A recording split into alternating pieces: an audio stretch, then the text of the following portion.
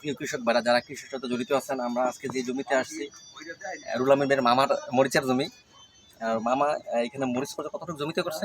30 শতক। 30 শতক জমিতে। মামা কত টাকা থেকে শুরু করছিল বিক্রি? 65 টাকা। 65 টাকা কেজি থেকে শুরু করছে, এখন আছে মোটামুটি 180 টাকা পাইকারি। তো আপনারা যারা কমার্শিয়ালি মরিচ চাষ করবেন, অবশ্যই লাভবান হতে পারবেন। লাভবান হওয়ার সুযোগ আছে এখানে।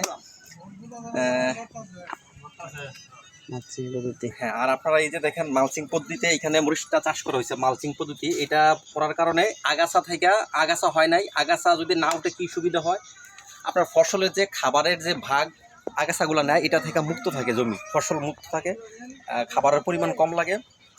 অবশ্যই কমার্শিয়ালি যারা চিন্তা ভাবনা করবেন কৃষিকাজ করার জন্য, অবশ্যই মালচিং ব্যবহার করবেন। আপনার অনেক খরচ সেভ হবে। মামা এই একটা মালচিংটা কয়বার ব্যবহার করতে পারেন? একবার। আমি মাত্র ফার্স্ট ব্যবহার করলাম, এটা ওটার পরে